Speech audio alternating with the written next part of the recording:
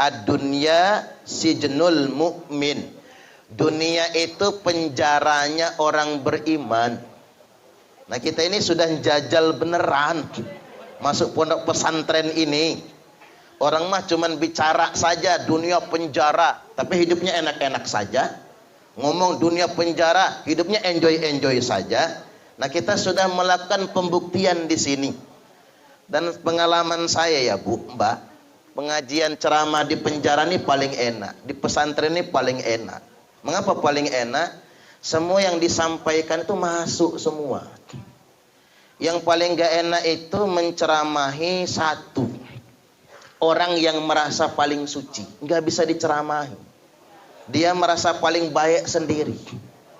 Makanya di dalam Al-Quran dikatakan yang masuk neraka itu bukan orang yang berdosa, tapi yang masuk neraka itu orang yang merasa paling suci. Betul nggak kira-kira? Oh, cocok ini. Fala tuzakku anfusakum huwa a'lamu bimanittaqa. Janganlah kalian merasa suci dengan diri kalian sendiri, dikarenakan cuman Allah yang paling tahu siapa orang-orang yang bertakwa.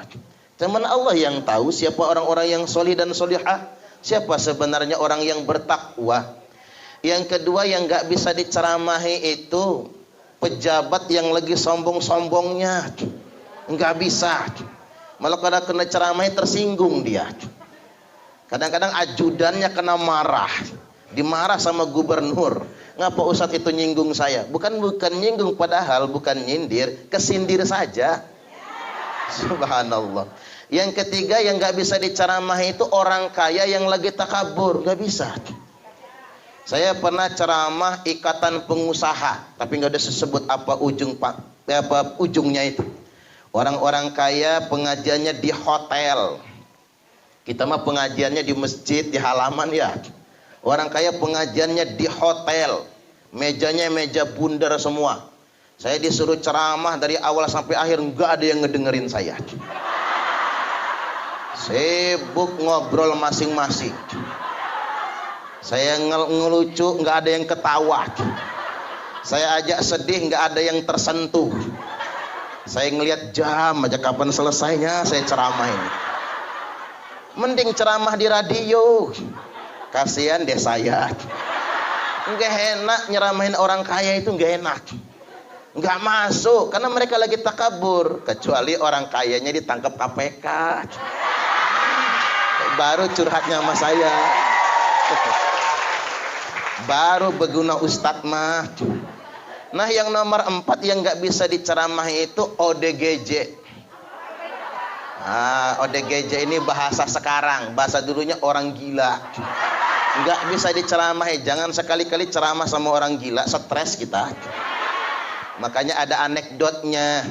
Ada orang pengen kurban kambing, bawa kambing ke tempat kurban di dekat masjid. Lagi ngegeret kambingnya, nuntun kambing, papasan sama orang gila. Orang gilanya komentar. Apa kata orang gila? Hari gini jalan-jalan bawa monyet. Ini orang bawa kambing, dikomentari kok bawa monyet. Yang bawa kambing ngomong, "Oi, stres. Ini bukan monyet, tapi kambing." Kata orang gila, "Siapa yang ngomong sama elu? Gua kan ngomong sama kambing." Allahu Akbar, nggak bisa diladen. Makanya buat saudari-saudari sekalian, ibu-ibu dan mbak-mbak, kita sekarang kata orang lah ya, kata orang di luar sana, kita sekarang sedang ada dalam posisi terendah dalam sejarah hidup kita. Tapi inilah yang membuat Allah Subhanahu wa taala menjadi bangga. Dikarenakan Allah lebih suka dengan istighfar hambanya yang berdosa daripada tasbihnya hamba yang merasa bertakwa. Saya ulangi lagi, Allah lebih suka dengan istighfar, tangisan dan permohonan ampun hambanya yang berdosa daripada tasbihnya hambanya yang merasa bertakwa. Kita semua hambanya Allah Subhanahu wa taala. Dengan ini semua semoga Allah menghapuskan segala dosa-dosa kita. Allahumma amin. Karena ada beberapa cara Allah menghapuskan dosa kita. Satu dengan pahala. Wa atbi'i sayyi'atil hasanata tamhuha. Kita sudah mengerjakan pengajian, kita mendapatkan pahala. Dengan pahala ini dosa dan salah kita di masa lampau dihapuskan oleh Allah Ta'ala. Kemudian yang kedua, dengan had, dengan pidana, Allah menghapuskan dosa kita setelah kita menjalani pidana atau hukuman. Yang ketiga, Allah menghapuskan dosa kita dengan penyakit. Makanya kalau kita dikasih sakit, walaupun sakitnya ringan, itu buat menghapuskan dosa. Jangankan sakit yang parah, pening pala saja menghapuskan dosa 40 hari 40 malam. Makanya kita ini kalau bisa 40 hari sekali sakit pala. Antem aja mah bodrek paramek. 40 hari sakit pala, 40 hari sakit pala, karena itu menghapuskan dosa-dosa. Ya, mudah-mudahan kita semua masuk surga. Allahumma amin. Kira-kira kita ini surga apa neraka kira-kira ya? Mudah-mudahan kita semua masuk surga. Allahumma amin. Amin ya rabbal alamin. Tadi sebetulnya pas baca surah Al-Waqiah itu saya pengen dilanjutkan lah sebetulnya. Jadi tidak dibaca pangkalnya saja, itu tambah dilanjutkan tambah keren itu sebetulnya. Tapi sudah keren tadi. Pakai peraga tunarungu ya. Itu bagus itu. Tadi nggak direkam ya sama Dius ya. Ada rekam dikit ya. Itu bagus tadi, ini dilanjutkan Bu. Bagus banget itu. Surah Al-Waqiah itu surah yang sangat menggembirakan. Bicara tentang surga nantinya. Ketika di surga nanti muttaqiina 'alaiha mutaqabilin. Itu kan ayat terakhir yang dibaca tadi. Wih keren. Nanti di surga kita duduk di dipan-dipan, saling berhadap-hadapan, ngobrol. Di ayat-ayat berikutnya kan disebutkan ba'duhum 'ala ba'din yatasaalun. Sebagian mereka dengan sebagian yang lain ngobrol di surga. Lo kayaknya teman gua waktu di lapas ini ya. Bajunya pink-pink nantinya. Iya, pink-pink bajunya. Tumben kok baru nongol sekarang ke surganya? Iya, gua agak mampir dulu. Ngapa mampir ya? Keluar dari pesantren gua ngulang lagi soalnya. Artinya memang kita ngobrol di surga nantinya, ketemu satu sama lainnya, ramah tamah. Dan di surga itu nggak usah khawatir. Ya tufu alaihim, ini kan ayat berikutnya itu. Ya tufu alaihim wildanum mukhalladun. Mereka akan dikerumuni, dilayani oleh pemuda-pemuda tampan. Mukhalladun, kekal tampannya. Jadi ibu-ibu, mbak-mbak jangan kecil hati. Gara-gara masuk pesantren banyak yang ditinggal suaminya kawin lagi. Ya bayar. Kita sedang terpuruk malah dia menceraikan. Dasar laki-laki tidak bertanggung jawab. Habis manis sepah dibuang. Nggak apa-apalah. Nggak apa-apa, memang dia tidak pantas buat saya. Iya. Tepuk tangan dulu kira-kira. Nggak usah khawatir yang sedemikian rupa. Walaupun saya ingin sampaikan ke laki-laki itu. Karena ini kan dia nonton dari YouTube nantinya. Ingat wahai laki-laki, jangan pernah membuat wanita menangis. Karena malaikat akan mencatat setiap air matanya yang jatuh. Iya. Allahu Akbar. Jangan khawatir, jangan berkecil hati. Di surga itu ada wildan. Yatufu alaihim wildan. Mereka akan dikerumuni oleh wildan. Wildanum mukhalladun. Pemuda-pemuda surga. Pemuda-pemuda tampan yang kekal ketampanannya. Ini termasuk yang gadis tua sampai mati nggak kawin-kawin. Ada nggak ceritanya? Kan ada kan? Nggak usah khawatir. Di dunia nggak dapet jodoh. Sampai tua, sampai meninggal dunia nggak dapet jodoh. Apa di surga nanti ada jodoh? Ada. Wildan. Wildan itu tampan. Ada yang keker lincah kayak Cristiano Ronaldo. Ada yang ganteng berewokan kayak Sahir Syekh. Subhanallah. Ganteng-ganteng. Bi akwabi wa abariq wa ka'sim min ma'in. Keren. Pemuda-pemuda surga itu bawa gelas-gelas, teko-teko, piala-piala, seloki-seloki, ngasih minuman dari air yang mengalir. Jadi di surga itu begini nantinya, pemuda itu kayak bartender. Pernah minum di bar nggak kira-kira? Saya belum pernah soalnya. Nonton di film gitu, nonton di film bartender, segala merek minuman ada di situ yang mahal-mahal, dia tuangkan ke gelas, ke seloki-seloki, minuman teko-tekonya, persis begitu nanti di surga. Diambilkan minuman dari sungai yang mengalir. Dari surga itu nanti ada sungai susu, ada sungai madu, ada sungai kopi, pakai merek lagi, kopi Lampung. Ya mudah-mudahan ini bukan dongeng tapi beneran ya, ada kopi Lampung. Semua yang haram di dunia halal di surga. Surah Al-Waqiah itu nanti kalau ibu-ibu baca lagi, bi akwabi wa abariqa wa ka'sim min ma'in, itu bukan bicara tentang minuman biasa, itu bicara tentang khamar, minuman keras. Jadi sabar, kalau pengen betul minum tuak, sabar. Di surga ada tuak nantinya. Tuak Bang Horas dari Medan, iya. Ada sungai Bir Bintang, ada sungai Topi Miring. Di surga itu ada. Dan mereka minumnya kata Allah tidak akan pernah pening kepalanya, tidak pernah mabok, dan tidak diharamkan. Semua yang haram di dunia halal di akhirat nantinya. Semua yang haram di dunia halal di surga nantinya. Jadi babi haram di dunia, di akhirat halal. Nanti di surga ada sate celeng, ada rendang babi, ada termasuk rendang begadang, ada juga. Semua wa faqihatin katsiratin la maqtu'atin wa la mamnu'ah. Pokoknya kalau Al-Waqiah itu idola saya surat itu.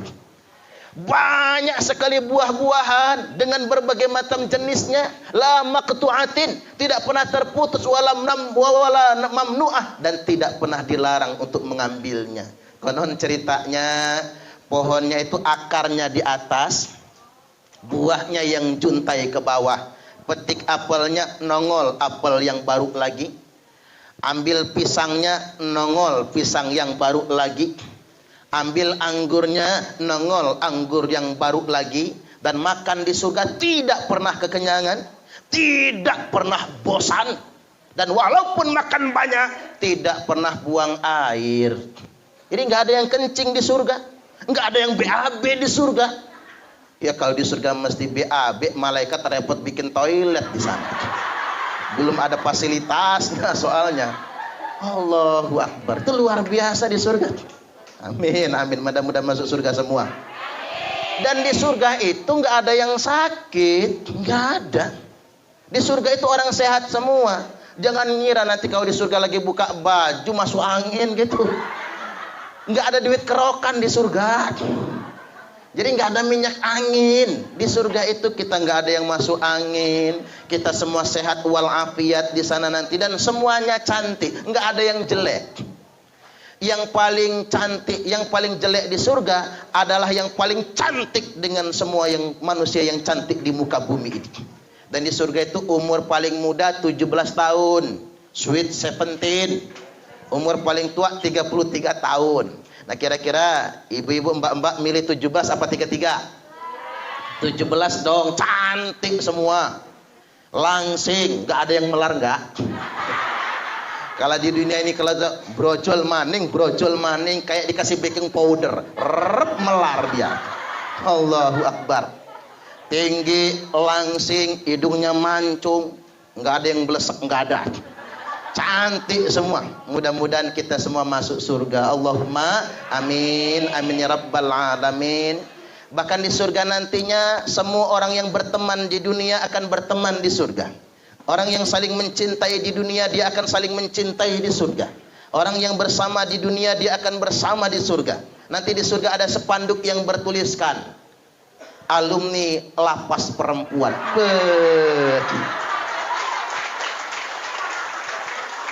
Kita sepakat bikin seragam warnanya pink di surga nantinya ya. Allahu Akbar. Sepakat sedemikian rupa.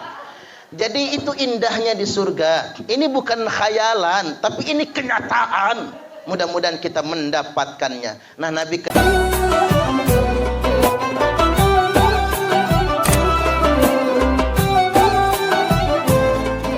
terutama bapak-bapaknya tambah ganteng. Mbak Dedi ini tambah ganteng ya, karena tugas dia lapas perempuan. Selanjutnya yang saya hormati ibu-ibu dan mbak-mbak santri lapas perempuan, apa kabar, sehat?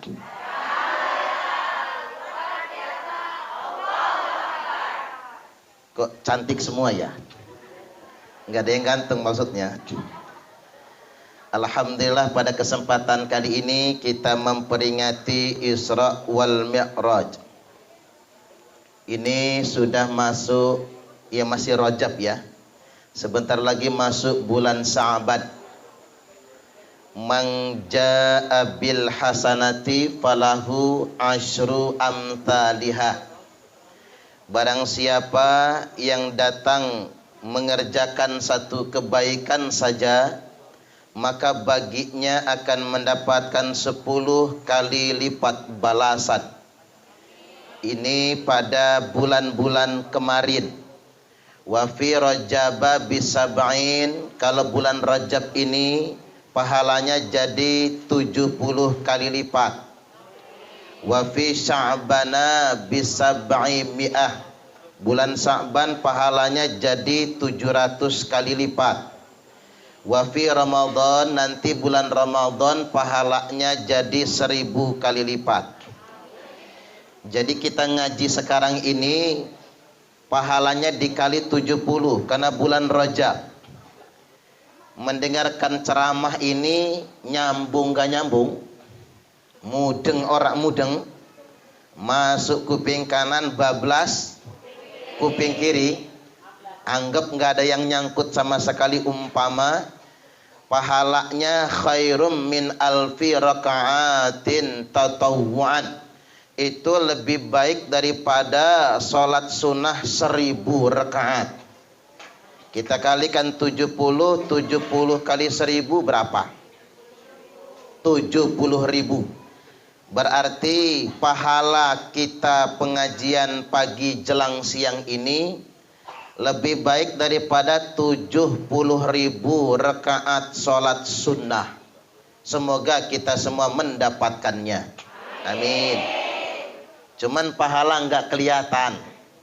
Yang kelihatan duit. Betul nggak kira-kira?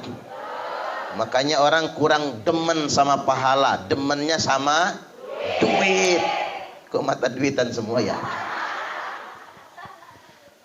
Duit itu buat di dunia guna, manfaat, tapi di akhirat nanti tidak ada gunanya. Yauma la yanfa'u malun wala banun, hari di mana tidak ada manfaatnya, tidak ada gunanya kekayaan yang disombongkan. Saya tanya, ada nggak orang kaya sombong? Banyak. Orang miskin sombong? Tambah banyak. Makanya ada hadis begini bunyinya, atakabburu minal agniya'i qabih. Orang kaya sombong jelek. Walakinnahu minal fuqara'i aqbah, tetapi orang miskin sombong tambah jelek. Orang pintar sombong jelek. Orang goblok sombong tambah jelek. Ibu-ibu, mbak-mbak yang cantik-cantik sombong jelek. Jelek. Ibu-ibu, mbak-mbak yang jelek sombong tambah jelek. Ada nggak orang jelek sombong? Yang mana orangnya? Oh, nggak ada di sini mah cantik semua. Yauma la yanfa'u malun wala banun, hari di mana tidak ada manfaatnya harta, tidak ada gunanya anak-anak yang jadi kebanggaan, illa man atallaha biqalbin salim, kecuali bagi siapa yang nantinya menghadap Allah dengan hati yang selamat. Mudah-mudahan kita semua selamat menghadap Allah nantinya. Allahumma amin. Nah, alhamdulillah pada kesempatan kali ini, kalau kata ibu kita tadi, kita ini beruntung di sini karena kita masih disayang oleh Allah Ta'ala. Kan ada hadisnya, al-jannatu ad-dunya sijnul mu'min. Maksud saya, ad-dunya sijnul mu'min. Dunia itu penjaranya orang beriman. Nah, kita ini sudah jajal beneran masuk pondok pesantren ini. Orang mah cuman bicara saja dunia penjara, tapi hidupnya enak-enak saja. Ngomong dunia penjara, hidupnya enjoy-enjoy saja. Nah, kita sudah melakukan pembuktian di sini. Dan pengalaman saya ya Bu, Mbak, pengajian ceramah di penjara ini paling enak, di pesantren ini paling enak. Mengapa paling enak? Semua yang disampaikan itu masuk semua. Yang paling gak enak itu menceramahi satu orang yang merasa paling suci, nggak bisa diceramahi. Dia merasa paling baik sendiri. Makanya di dalam Al-Quran dikatakan yang masuk neraka itu bukan orang yang berdosa, tapi yang masuk neraka itu orang yang merasa paling suci. Betul nggak kira-kira? Oh, cocok ini. Fala tuzakku anfusakum huwa a'lamu bimanittaqa. Janganlah kalian merasa suci dengan diri kalian sendiri, dikarenakan cuman Allah yang paling tahu siapa orang-orang yang bertakwa. Cuman Allah yang tahu siapa orang-orang yang solih dan solihah, siapa sebenarnya orang yang bertakwa. Yang kedua yang gak bisa diceramahi itu pejabat yang lagi sombong-sombongnya, nggak bisa. Malah kadang kena ceramahi tersinggung dia. Kadang-kadang ajudannya kena marah, dimarah sama gubernur. Ngapa Ustadz itu nyinggung saya? Bukan nyinggung, padahal bukan nyindir, kesindir saja. Subhanallah. Yang ketiga yang nggak bisa diceramahi itu orang kaya yang lagi takabur, nggak bisa. Saya pernah ceramah ikatan pengusaha, tapi nggak ada disebut apa ujungnya itu. Orang-orang kaya pengajiannya di hotel. Kita mah pengajiannya di masjid, di halaman ya. Orang kaya pengajiannya di hotel, mejanya meja bundar semua. Saya disuruh ceramah dari awal sampai akhir, nggak ada yang ngedengerin saya. Sibuk ngobrol masing-masing. Saya ngelucu, nggak ada yang ketawa. Saya ajak sedih, nggak ada yang tersentuh. Saya ngelihat jam aja kapan selesainya saya ceramah ini. Mending ceramah di radio. Kasihan deh saya. Nggak enak nyeramahin orang kaya itu, nggak enak. Nggak masuk karena mereka lagi takabur. Kecuali orang kayanya ditangkap KPK. Baru curhatnya sama saya. Baru berguna Ustadz mah. Nah, yang nomor 4 yang nggak bisa diceramahi itu ODGJ. ODGJ ini bahasa sekarang, bahasa dulunya orang gila. Nggak bisa diceramahi. Jangan sekali-kali ceramah sama orang gila, stres kita. Makanya ada anekdotnya.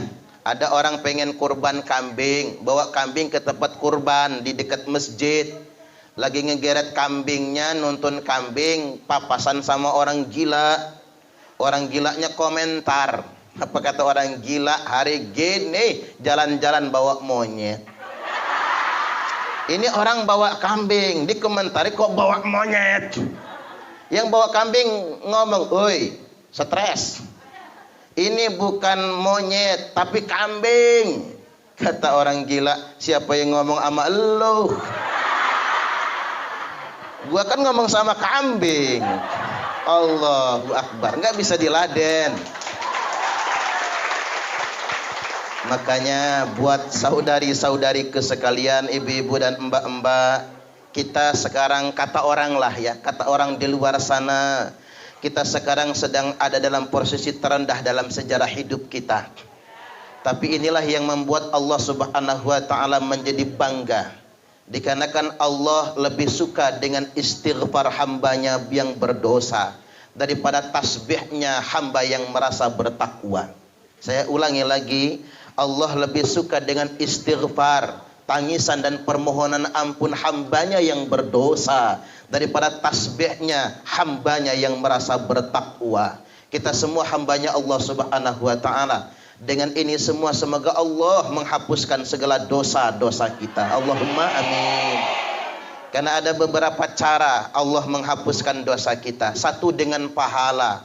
Wa atbi'i sayyi'atil hasanata tamhuha.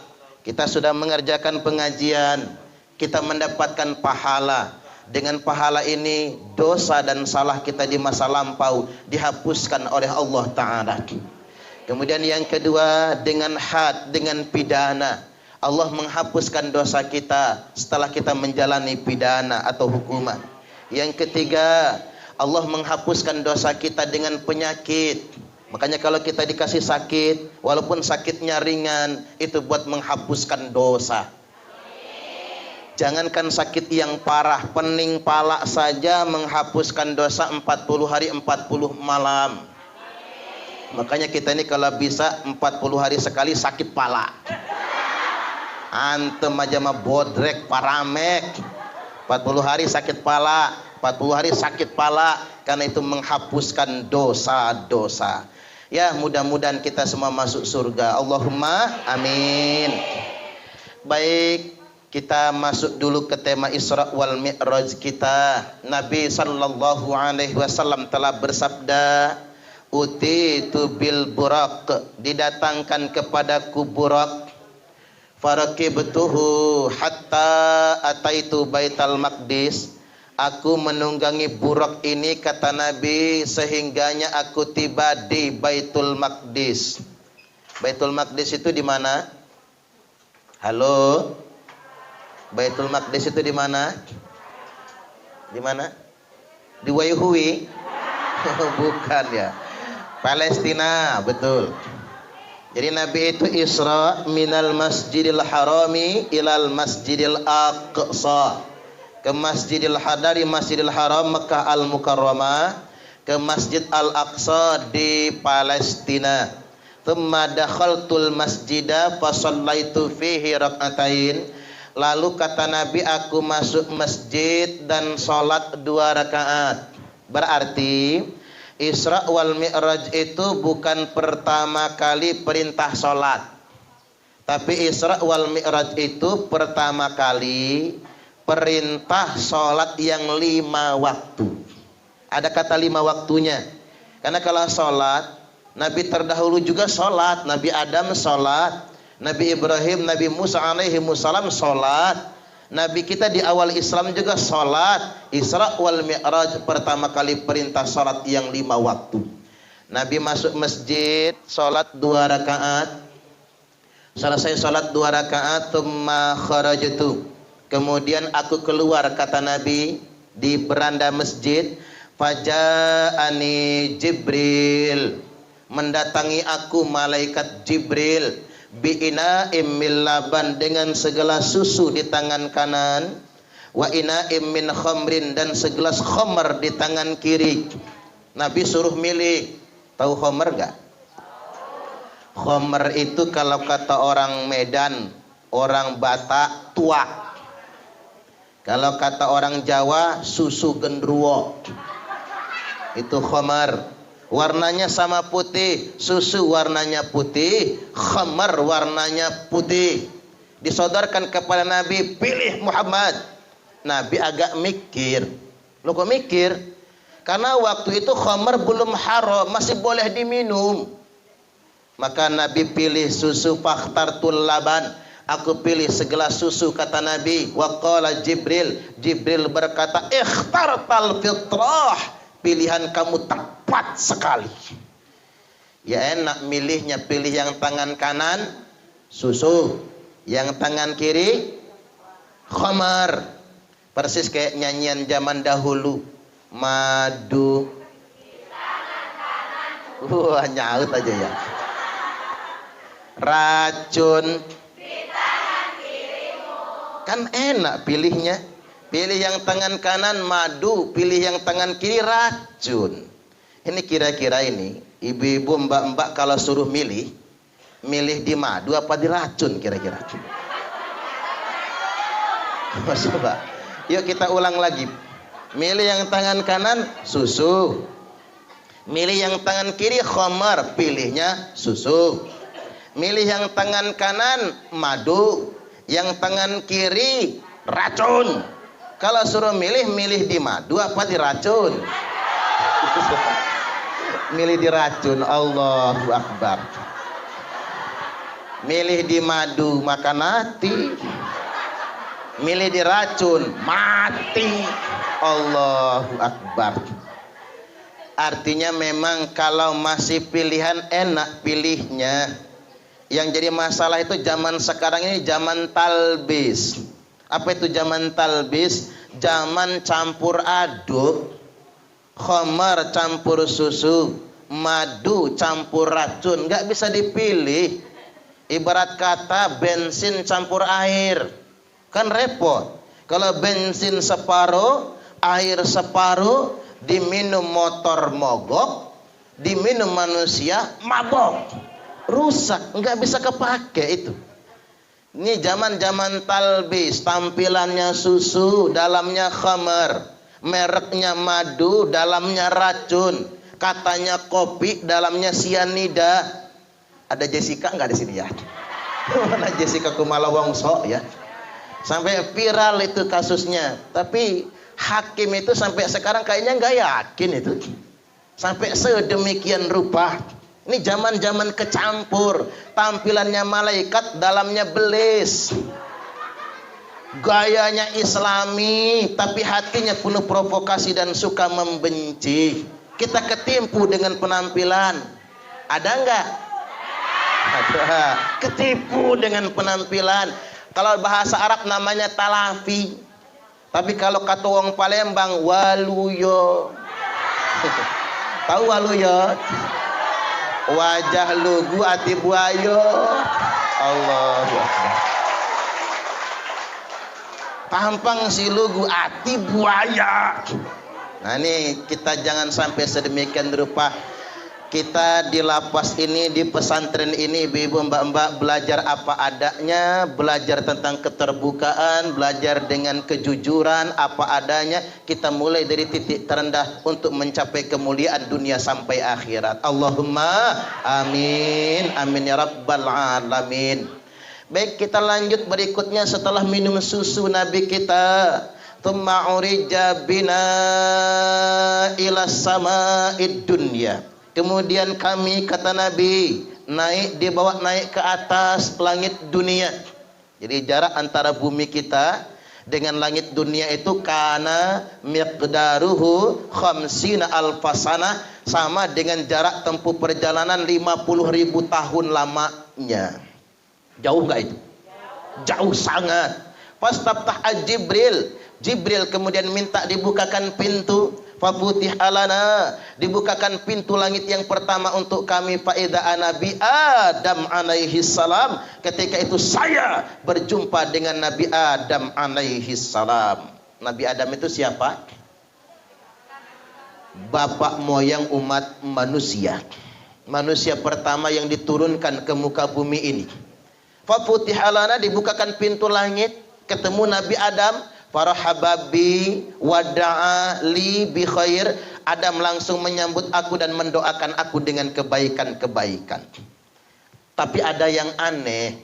Ketika Nabi berjumpa dengan Nabi Adam, ada penampakan.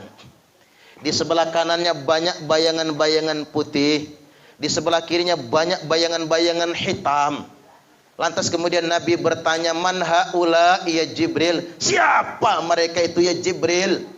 Kata Jibril, Muhammad, yang sebelah kanan itu bayangannya putih. Tadi sudah disebutkan Ashabul Maimanah atau Ashabul Yamin, golongan kanan. Tadi kan kita ngaji surah Al-Waqiah, itu golongan kanan, arwah-arwah, ruh anak cucu Nabi Adam yang bakal masuk surga. Semoga kita semua termasuk di antaranya. Amin. Yang sebelah kiri Jibril, Yang sebelah kiri kata Jibril ashabul masy'amah atau ashabus simal, golongan kiri yang berwarna hitam. Mereka itu adalah arwah, ruh anak cucu Nabi Adam yang bakal masuk neraka. Kira-kira kita ini surga apa neraka kira-kira ya? Mudah-mudahan kita semua masuk surga. Allahumma amin, amin ya rabbal alamin. Tadi sebetulnya pas baca surah Al-Waqiah itu saya pengen dilanjutkan lah sebetulnya. Jadi tidak dibaca pangkalnya saja, itu tambah dilanjutkan tambah keren itu sebetulnya. Tapi sudah keren tadi. Pakai ala peraga tunarungu ya. Itu bagus itu. Tadi nggak direkam ya sama Dius ya. Ada rekam dikit ya. Itu bagus tadi, ini dilanjutkan Bu. Bagus banget itu. Surah Al-Waqiah itu surah yang sangat menggembirakan. Bicara tentang surga nantinya. Ketika di surga nanti muttaqiina 'alaiha mutaqabilin. Itu kan ayat terakhir yang dibaca tadi. Wih keren. Nanti di surga kita duduk di dipan-dipan, saling berhadap-hadapan, ngobrol. Di ayat-ayat berikutnya kan disebutkan ba'duhum 'ala ba'din yatasaalun. Sebagian mereka dengan sebagian yang lain ngobrol di surga. Lo kayaknya teman gua waktu di lapas ini ya. Bajunya pink-pink nantinya. Iya, pink-pink bajunya. Tumben, kok baru nongol sekarang ke surganya? Iya, gua agak mampir dulu. Ngapa mampir ya? Keluar dari pesantren gua ngulang lagi soalnya. Artinya memang kita ngobrol di surga nantinya, ketemu satu sama lainnya, ramah tamah. Dan di surga itu nggak usah khawatir. Ya tufu alaihim, ini kan ayat berikutnya itu. Ya tufu alaihim wildanum mukhalladun. Mereka akan dikerumuni, dilayani oleh pemuda-pemuda tampan. Mukhalladun, kekal tampannya. Jadi ibu-ibu, mbak-mbak jangan kecil hati. Gara-gara masuk pesantren banyak yang ditinggal suaminya kawin lagi. Ya bayar. Kita sedang terpuruk malah dia menceraikan. Dasar laki-laki tidak bertanggung jawab. Habis manis sepah dibuang.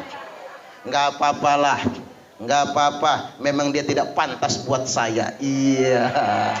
Tepuk tangan dulu kira-kira. Nggak usah khawatir yang sedemikian rupa. Walaupun saya ingin sampaikan ke laki-laki itu. Karena ini kan dia nonton dari YouTube nantinya. Ingat wahai laki-laki, jangan pernah membuat wanita menangis. Karena malaikat akan mencatat setiap air matanya yang jatuh. Iya. Allahu Akbar. Jangan khawatir, jangan berkecil hati. Di surga itu ada wildan. Yatufu alaihim wildan. Mereka akan dikerumuni oleh wildanum mukhalladun, pemuda-pemuda surga, pemuda-pemuda tampan yang kekal ketampanannya. Ini termasuk yang gadis tua sampai mati nggak kawin-kawin. Ada nggak ceritanya? Kan ada kan? Nggak usah khawatir, di dunia nggak dapet jodoh, sampai tua, sampai meninggal dunia nggak dapet jodoh. Apa di surga nanti ada jodoh? Ada.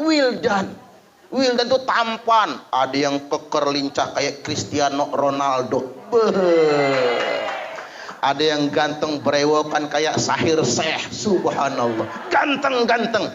Bi aqwabi wa abariq wa ka'sim min ma'in. Bekeren. Pemuda-pemuda surga itu bawa gelas-gelas, teko-teko, piala-piala, seloki-seloki, ngasih minuman dari air yang mengalir. Jadi di surga itu begini nantinya, pemuda itu kayak bartender.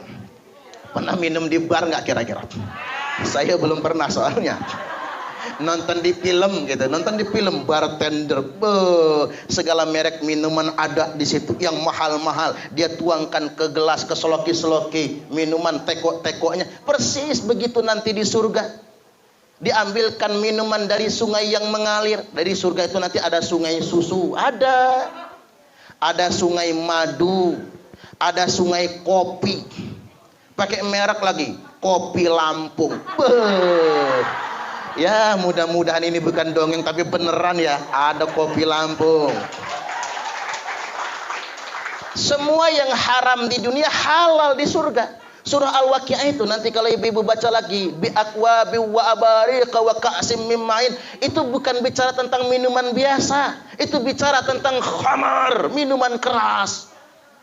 Jadi sabar, kalau pengen betul minum tuak, sabar.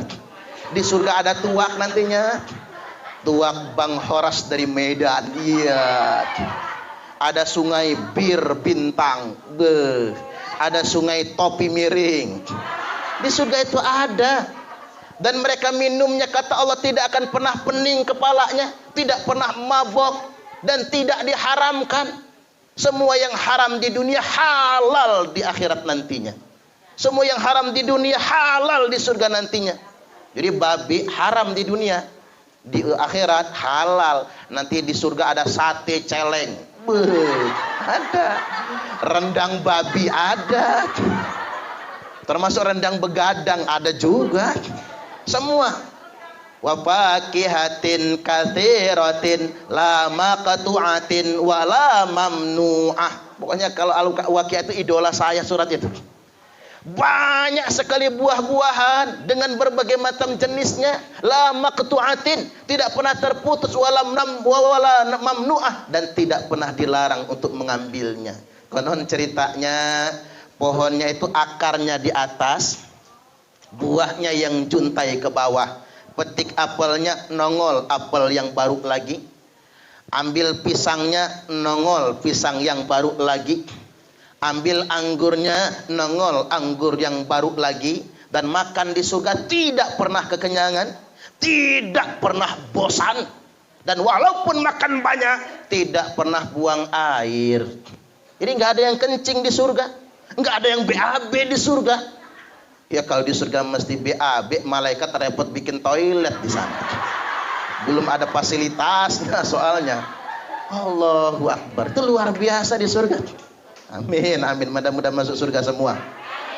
Dan di surga itu nggak ada yang sakit, nggak ada. Di surga itu orang sehat semua. Jangan ngira nanti kalau di surga lagi buka baju masuk angin gitu. Nggak ada duit kerokan di surga. Jadi nggak ada minyak angin di surga itu. Kita nggak ada yang masuk angin. Kita semua sehat walafiat di sana nanti, dan semuanya cantik. Nggak ada yang jelek. Yang paling cantik, yang paling jelek di surga adalah yang paling cantik dengan semua yang manusia yang cantik di muka bumi ini. Dan di surga itu umur paling muda 17 tahun, sweet 17. Umur paling tua 33 tahun. Nah kira-kira ibu-ibu mbak-mbak milih 17 apa 33? 17 dong, cantik semua. Langsing, gak ada yang melar gak? Kalau di dunia ini kalau brojol maning kayak dikasih baking powder, melar dia. Allahu Akbar. Tinggi, langsing, hidungnya mancung, gak ada yang belesek, gak ada. Cantik semua. Mudah-mudahan kita semua masuk surga. Allahumma amin, amin ya rabbal alamin. Bahkan di surga nantinya semua orang yang berteman di dunia akan berteman di surga. Orang yang saling mencintai di dunia dia akan saling mencintai di surga. Orang yang bersama di dunia dia akan bersama di surga. Nanti di surga ada spanduk yang bertuliskan alumni lapas perempuan.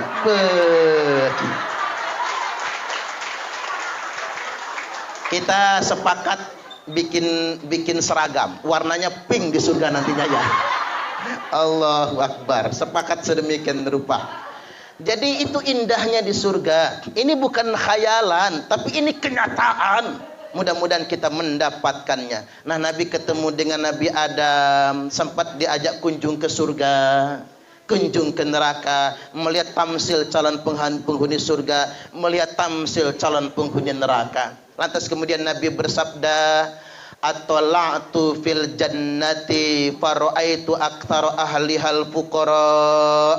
Aku diajak kunjung ke surga, kata Nabi, dan aku lihat sebagian besar penghuni surga itu adalah orang fakir, orang miskin. Jadi yang banyak masuk surga itu orang miskin. Nah, yang kaya gimana dong? Makanya yang sudah terlanjur kaya, hartanya kumpulin, kasih ke saya. Enak aja. Tapi yang kaya juga jangan khawatir, kaya juga nggak terlarang.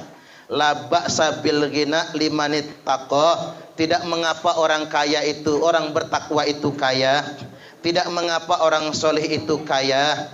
Tidak mengapa orang baik itu kaya. Karena kalau orang bertakwa kaya, dia nyumbang, dia sedekah, dia berbagi dengan sesama.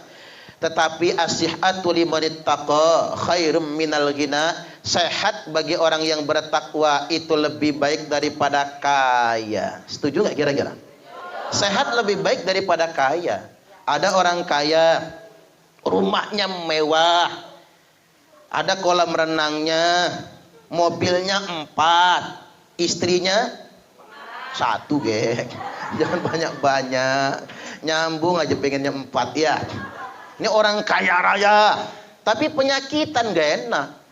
Makan nasi takut, sayur santan takut, sate kambing takut, ikan asin takut, ketiban makan tiwul.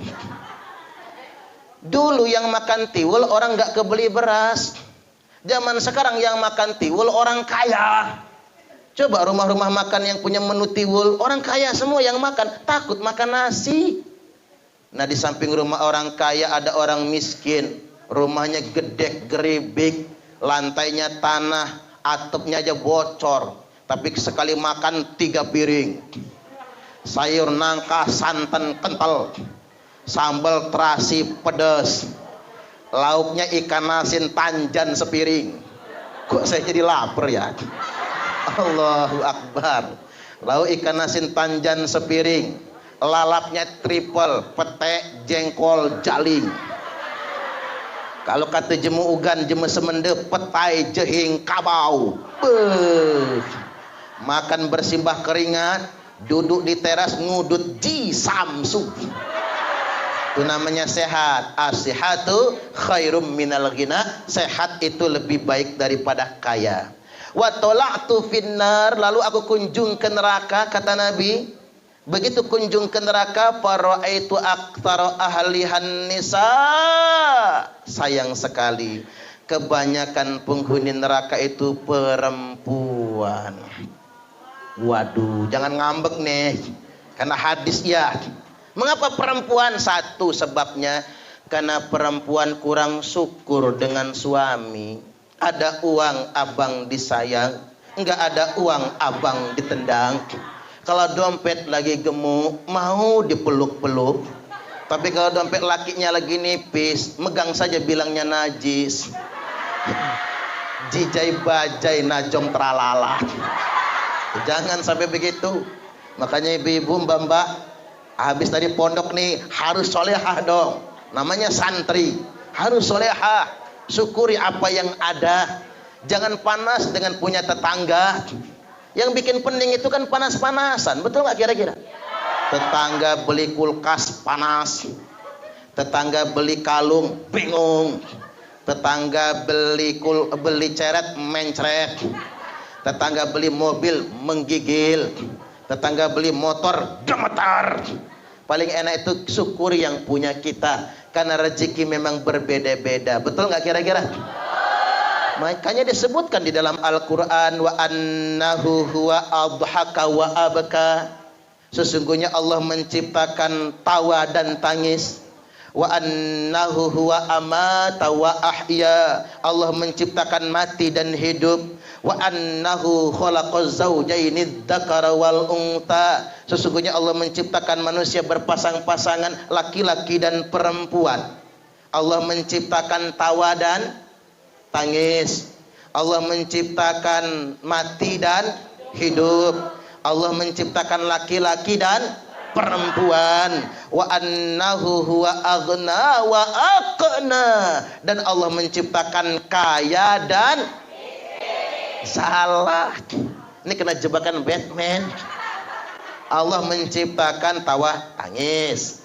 Allah menciptakan mati dan hidup. Allah menciptakan laki-laki dan perempuan. Allah menciptakan kaya dan cukup. Nah, itu yang benar. Jangan miskin. Wa annahu huwa aghna wa aqna. Sesungguhnya Allah menciptakan kaya dan cukup. Karena masalah hidup manusia bukan tidak kaya, masalah hidup manusia tidak cukup. Betapa banyak, Bu, orang kaya raya hidupnya mewah, tapi hidupnya nggak bahagia. Betul nggak kira-kira? Tidak bahagia. Kita ini kalau mau puas-puasan nggak akan pernah puas hidup di dunia ini, nggak akan pernah puas. Betul nggak kira-kira? Apalagi emak-emak nih, nggak pernah puas. Saya baca di media sosial, nggak tahu benar apa enggak nih. Perempuan itu kalau masih umur 15-20 tahun, yang dilihat dari cowok itu tampannya. Yang dilihat dari cowok tampan. Makanya kalau punya anak 17-20 tahun, koleksi foto di kamar Lee Min Ho. Nggak ada anak ABG koleksi foto saya, nggak ada. Ya kalaupun ada buat nakut-nakutin kuntilanak kali ya. Allahu Akbar. Itu umurnya memang. Jadi jangan dimarahin kok foto artis Korea banyaknya ya. Karena dia nalurinya pengen yang tampan. Tapi perempuan berubah. Begitu umur 25-30 tahun yang dilihat dari suami, dari laki-laki bukan tampan, tapi mapan. Enggak guna tampan kalau bokeh, ya ya. Tapi kalau mapan, walaupun palanya peyang, mukanya bopeng, enggak kelihatan peyangnya. Yang penting mapan, bro, katanya. Allahu Akbar. Tapi perempuan puas tidak. Begitu umur 40 yang diharapkan dari suaminya bukan mapan, tapi kalau bisa punya jabatan. Ya jadi ketua RT jadilah. Buat prestis kan. Ada acara di lingkungan, kata pembawa acara yang kami hormati Bapak Ketua RT. Kata bininya, laki gua itu. Ada kan prestisnya itu ada walaupun ketua RT. Apa perempuan puas? Berubah lagi emak-emak tuh. Begitu umur 50 tahun yang diharapkan dari suaminya bukan jabatan tapi kesetiaan. Karena ibu-ibu sudah menopause nih kalau 50 itu. Kok kesetiaan, Bu? Ya Ustadz, enggak guna tampan, enggak guna mapan, enggak guna jabatan kalau kanji. Iya juga ya. Allahu Akbar. Makan hati ya, Bu ya. Makan hati rasanya. Tepuk tangan dulu. Makan hati, mana hidung belang mata keranjang, udah hidungnya belang, matanya keranjangan, bajingan tengik juga. Saking tengiknya nggak enak dimakan, mau dibuang saya nggak dibuang, menyakitkan. Saya jujur saja, Bu, wanita itu lebih kuat daripada laki-laki. Setuju nggak kira-kira? Coba banding apa aja kan, nyambung aja pokoknya ya, nyambung aja. Allahu Akbar. Mengapa begini, Bu? Laki-laki ditinggal istrinya mati, cepat betul kawin lagi. Iya Pak ya? Nangis yuk nangis, nangis sambil nutup muka ngintip. Ada janda muda nggak ya? Atau ada gadis tua nggak ya? Tuh laki-laki, oh belum nyampe 40 hari udah demam menggigil. Istri baru dikubur, belum nyampe 40 hari, tanah kuburan masih merah, suaminya menggigil demam. Sama anak ditanya, "Mbak, ini orang kampung saya Batu Raja, Mbak nak pecel?" "Enggak," katanya, nggak mau dia. "Mbak nak sate?" "Enggak." "Mbak nak bakso?" "Enggak." "Mbak nak kawin lagi?" Katanya. Laki-laki. Makanya perempuan lebih kuat dari laki-laki, bukan karena nggak laku. Banyak wanita cantik, menjanda, banyak laki-laki yang melamarnya, tapi yang dipikir apa? Anak-anaknya bagaimana? Panjang yang dipikir, bukan cuma nafsu sebagai wanita saja. Banyak yang dipikir, banyak yang dipertimbangkan. Suami masuk penjara 20 tahun diponis oleh pengadilan, sabar istri menunggu. Iya apa ya? Coba kalau dibalik, dasar lu ya, subhanallah. Coba kalau dibalik istrinya yang mampir, suaminya nggak tahan lagi. Ini fenomena. Makanya wanita lebih kuat daripada laki-laki. Saya doakanlah ibu-ibu sabar di sini, kuat di sini, masuk surga semua nantinya. Allahumma amin, amin ya rabbal alamin. Semua orang punya pengalaman. Bahkan betapa banyak orang hebat itu setelah di penjara. Ustaz Yusuf Mansur menjadi ustaz level internasional setelah masuk penjara. UJ ya Bu ya. Bahkan setelah narkoba sampai segitunya. UJ itu narkoba loh. Sampai menjadi ustaz terkenal dan begitu meninggal dunia belum ada orang Indonesia yang dilayat sebanyak orang melayat UJ loh. Kiai aja nggak kayak gitu loh Bu wafat. Presiden aja nggak kayak gitu waktu wafat. Itu UJ luar biasa. Allah kasih petunjuk. Ini kemuliaan dari Allah Subhanahu wa taala. Nabi Yusuf dulu di penjara, lama masuk penjaranya Bu. Akhirnya jadi raja Nabi Yusuf alaihi salam. Imam Syafi'i juga di penjara. Jadi bukan aib di penjara ini, tapi bagian dari segmen sejarah dalam hidup kita semua. Ambil pelajarannya, pasti ada hikmah yang luar biasa. Bahkan teman-teman saya Bu, ex-napiter, narapidana terorisme. Sini ada nggak? Mana satu? Mana? Nggak apa-apa, jangan malu. Jangan malu ya. Mana Ibu? Nah gitu, nggak usah malu. Jadi narapidana terorisme. Justru sekarang ini ke Dr. Nasir Abbas. Itu pimpinan JI itu loh Bu. Ketua Mantiki 3. Setelah keluar dari penjara, sekarang jadi orang hebat beliau. Dakwah kemana-mana untuk menyadarkan teman-temannya yang belum sadar. Sekarang dia makin lancar rezekinya Bu. Bininya udah 4 sekarang. Subhanallah. Luar biasa ya. Yang itu nggak usah dibahas yang itu tuh. Artinya sedemikian rupa. Sufyan Sauri. Itu luar biasa itu Bu.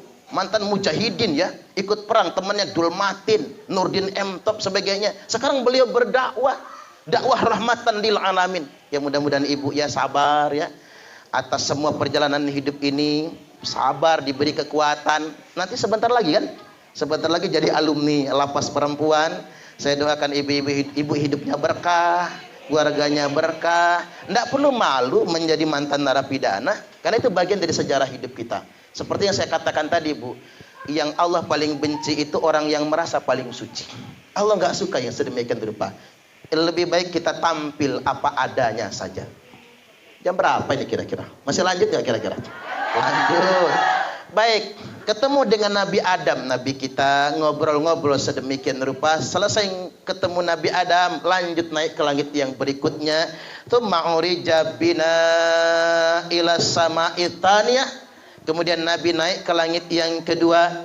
Fastaftah Jibril. Jibril minta dibukakan pintu. Faputih alana. Dibukakan pintu langit yang kedua buat kami. Faida ana bi'isa wa Yahya alaihi salam. Ketika itu saya, kata Nabi, berjumpa dengan Nabi Isa dan Nabi Yahya alaihi salam. Bu, lihatinnya ke saya, jangan ke pintu keluar masuk itu.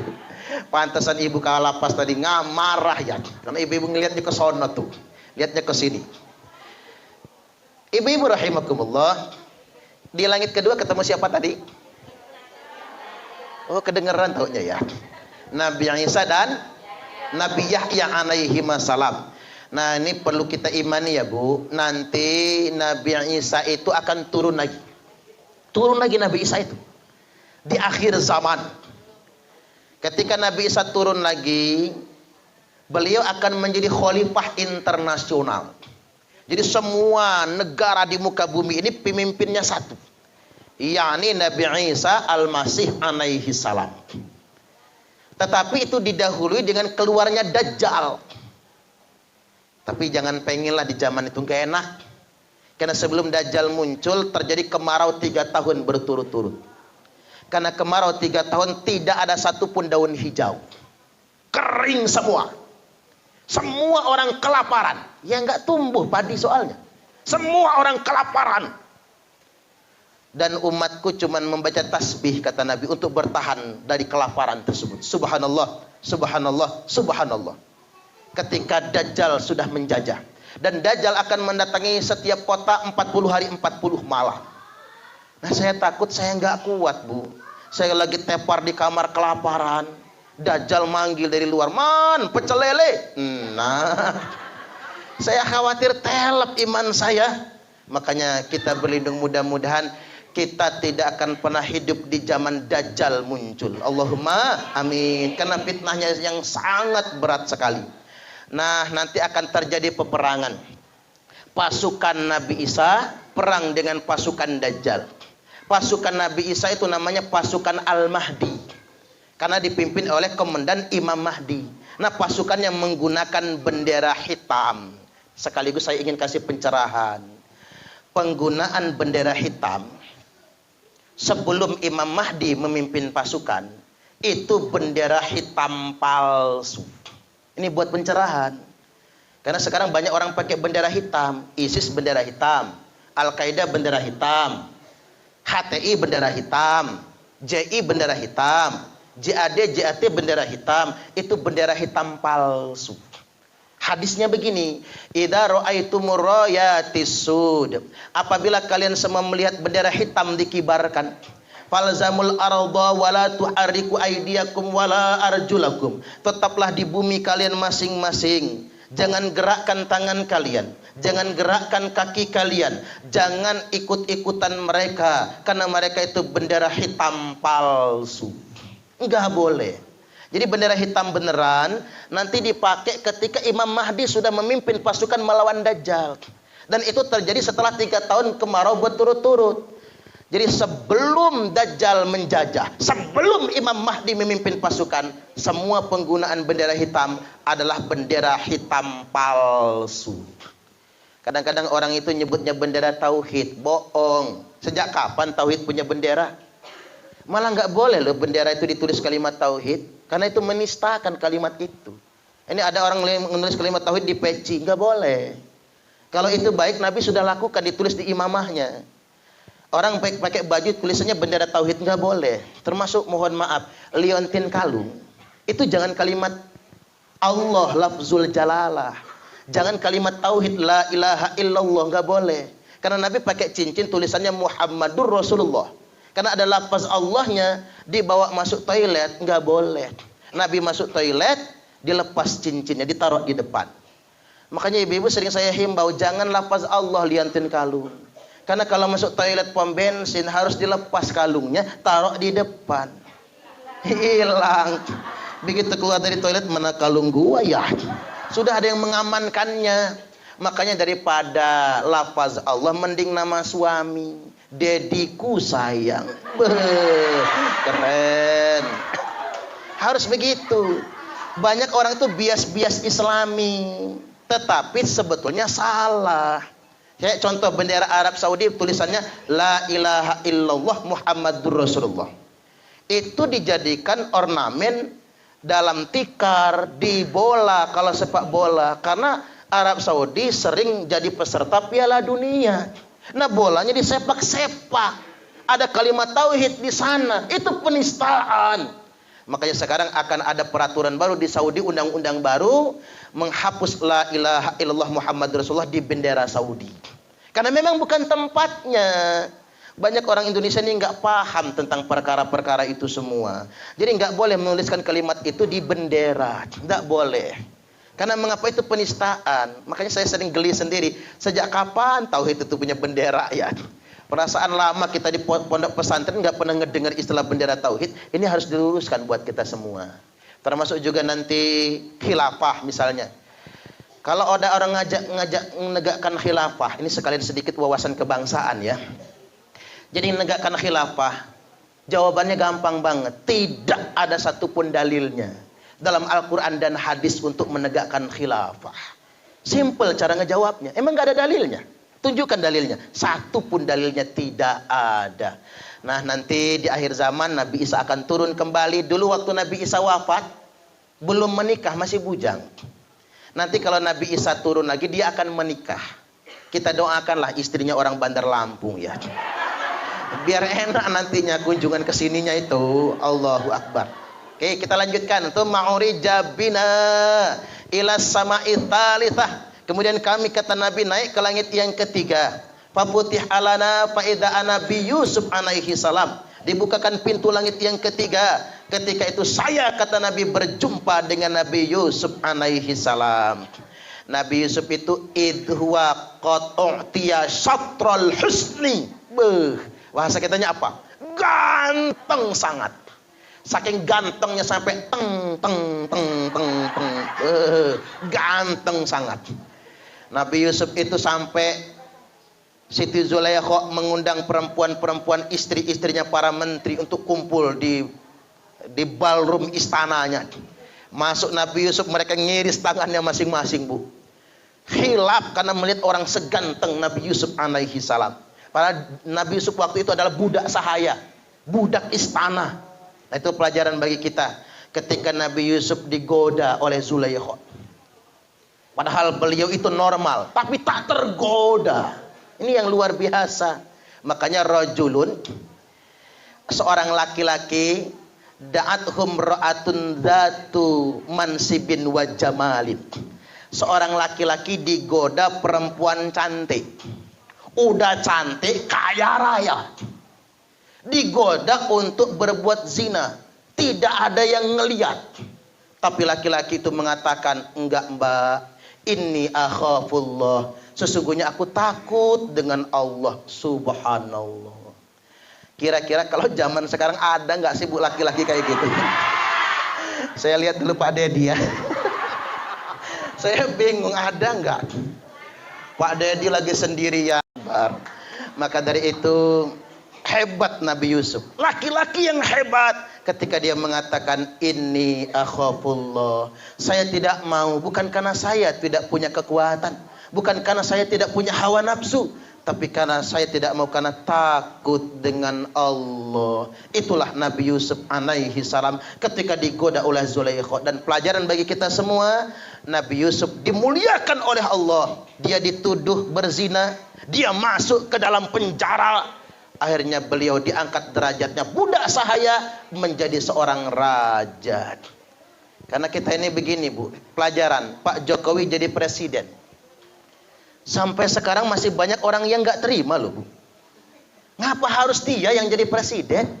Jenderal bukan, anak kolong bukan, punya partai tidak, kaya raya tidak, darah biru bukan, darah hijau bukan, ganteng. Ibu-ibu berani amat ngomongin presiden ya. Allahu Akbar. Sampai sekarang orang nggak terima loh Bu.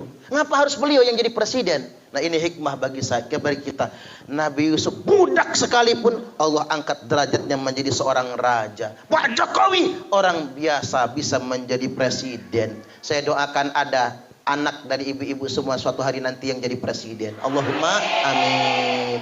Karena kesabaran dan kekuatan mengendalikan hawa nafsu. Baik, kita lanjutkan yang berikutnya tuh ma'urija bina ila sama'ir rabi'ah. Naik ke langit yang keempat, ketemu dengan Nabi Idris alaihi salam. Nabi Idris itu nabi yang paling banyak puasa.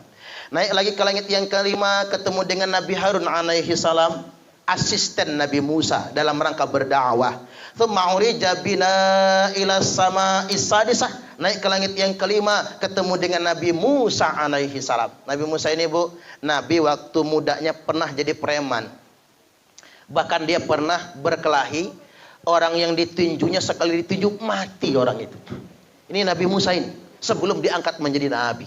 Tsumma urija bina ila sama'is sabi'ah. Naiklah ke langit yang ketujuh. Fafutih alana, dibukakan pintu langit yang ketujuh. Faida Nabi Ibrahim alaihi salam. Ketika itu saya, kata Nabi, berjumpa dengan Nabi Ibrahim alaihi salam. Huwa musnidan zahrahu ilal baitil ma'mur. Ketika itu Nabi Ibrahim menyandarkan bahunya ke Baitul Ma'mur. Lantas kemudian Nabi masuk pintu gerbang Baitul Ma'mur ke Sidratul Muntaha. Tsumma dhahaba bi ila sidratil muntaha. Kemudian saya, kata Nabi, dibawa ke Sidratul Muntaha. Sidratul Muntaha itu di mana? Sidratul Muntaha itu di mana Bu? Di luar sono. Di luar langit yang ketujuh.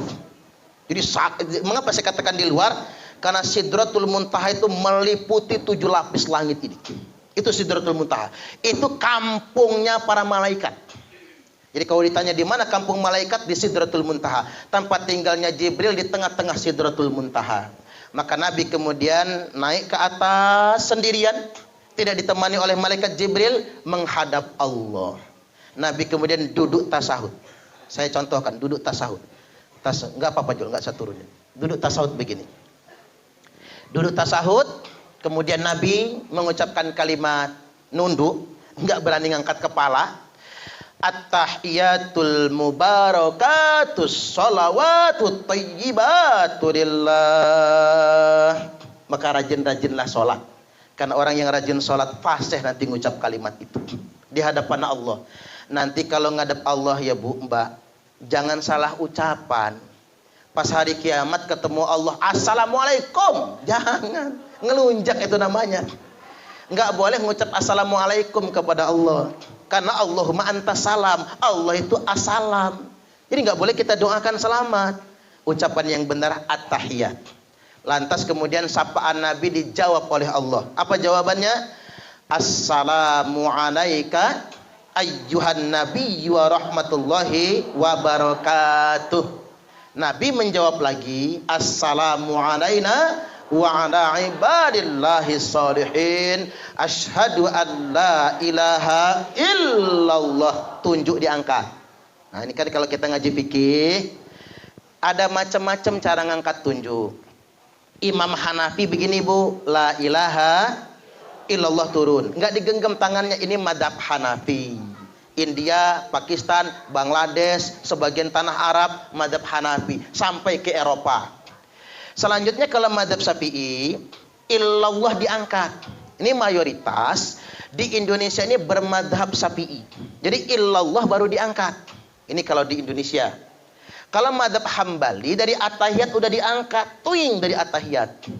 Tapi kalau madhab Maliki diangkat, digoyang-goyang ke kanan ke kiri, tak tek tak tek tak tek. Ini madhab Maliki. Belakangan di Indonesia ada yang niru atas bawah, tek tek tek tek tek. Karena ada yang kanan kiri atas bawah, akhirnya ada yang muter-muter, weng weng weng weng weng weng weng. Allahu Akbar. Tar, saya minum dulu Pak Dedi. Dikit lagi. Saya minum dulu ya.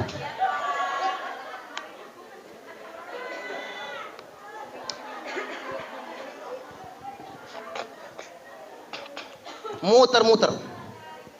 Cuman sumbang saran buat ibu-ibu, mbak-mbak, kalau fikih itu begini, di mana bumi dipijak, di situ langit dijunjung. Lain ladang, lain belalang, lain lubuk, lain ikannya. Kalau mayoritas kita bermadhab Maliki ya boleh goyang-goyang. Tapi kalau mayoritas madhab Syafi'i ya jangan. Nanti ibu-ibu dalam telekung goyang-goyang. Sama anaknya diangkat, apa sih Mak? Goyang-goyang apa sih? Ketiban bapaknya goyang-goyang begini, sama anaknya ditangkap, dilepas sama bapaknya. Goyang-goyang tangkap, dilepas. Tapi kalau Pak Dedi sama bapak-bapak mengamalkan, cuman saran dari saya, boleh goyang-goyang tapi jangan sampai ketutupan sarung. Apa sangkaan orang nantinya? Allahu Akbar. Artinya memang kembali lagi, enggak usah ngeras, ini beneran ini. Ya kalau ketutupan sarung apa sangkaan orang kan? Baik, kembali lagi bahwasanya di mana bumi dipijak di situ langit dijunjung. Indonesia mayoritas bermadhab Syafi'i, amalkan madhab Syafi'i. Begitu caranya. Malaysia bermadhab Syafi'i, bermadhab Syafi'i. Arab Saudi bermadhab Hambali, amalkan madhab Hambali. Lebih enak, lebih longgar mengamalkannya. Barulah kemudian sampai kepada misi puncak. Fa'auhallahu ta'ala anayya khamsina salatan. Lalu Allah mewajibkan kepada saya, kata Nabi, 50 salat. Setelah diwajibkan 50 sholat tawar-menawar, singkat cerita kita sudah sering dengar ceramahnya ini, tinggallah 5 waktu sholat. Allah kemudian berfirman, ya Muhammad, wahai Muhammad, innahunna khamsa shalawatin, sesungguhnya dari 50 sholat tadi tinggal 5 waktu sholat. Likulli sholatin asrun, satu sholat nilainya 10.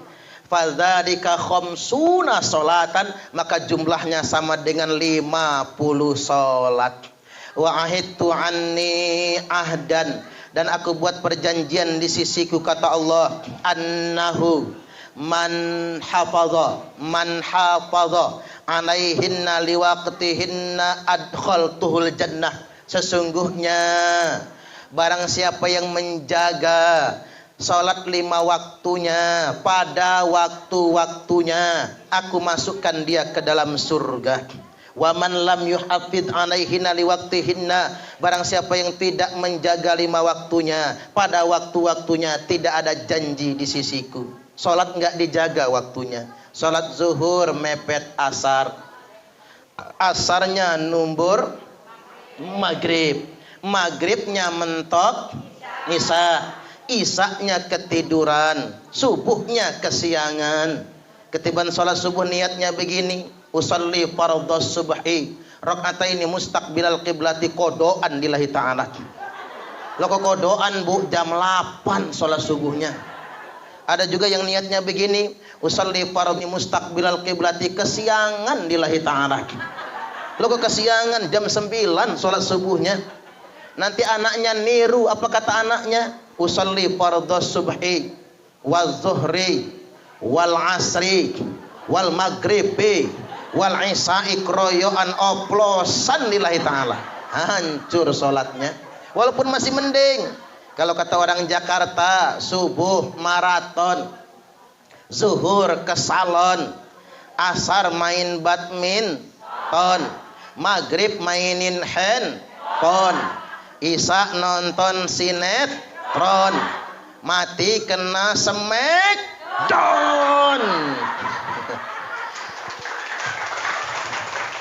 Smackdownnya malaikat Israel. Nah, selesai menerima perintah sholat, Nabi kita pulang sebelum subuh. Begitu datang waktu subuh, Jibril datang. Kum fasalli. Muhammad berdiri sholat. Jibril ngasih contoh, Nabi ngamum di belakang.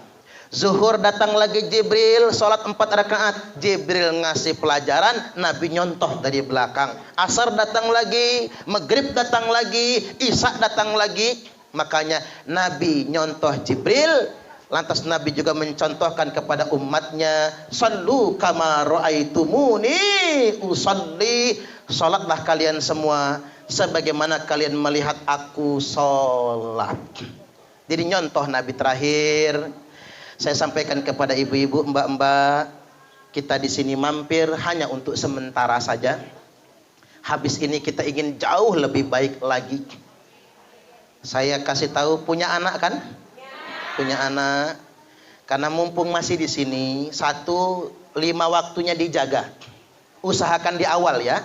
Usahakan di awal. Yang kedua, tapi jangan sengaja diundur. Yang kedua, rajin tahajud tiap malam. Yang ketiga, usahakan kalau bisa membaca kulhu 1000 kali sehari. Kulhu Allahu ahad. Jadi Al-Ikhlas 1000 kali. Tapi ibu niatkan buat derajat anak-anaknya.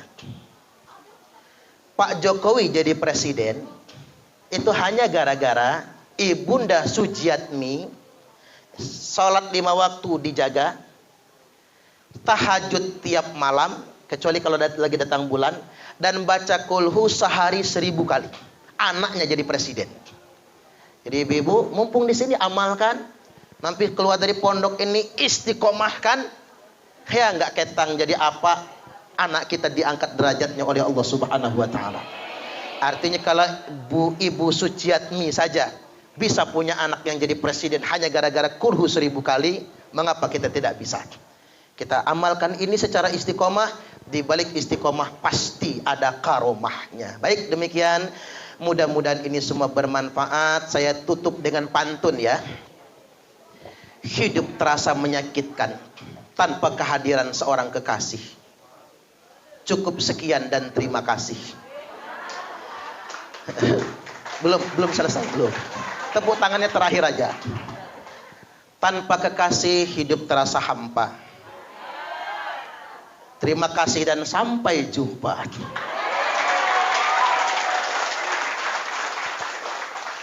Kalau ada sumur di ladang, bolehlah kita menumpang mandi. Kalau ceramah saya masih kurang, silahkan ngundang lagi. Lapor sama Bu Kalapas ya. Bu Kalapas, undang Ustadz Parman lagi, asik kata saya. Amin, amin. Baik, demikian, mudah-mudahan bermanfaat. Kita akhiri dengan berdoa, bersama-sama kita beristighfar. Astaghfirullah.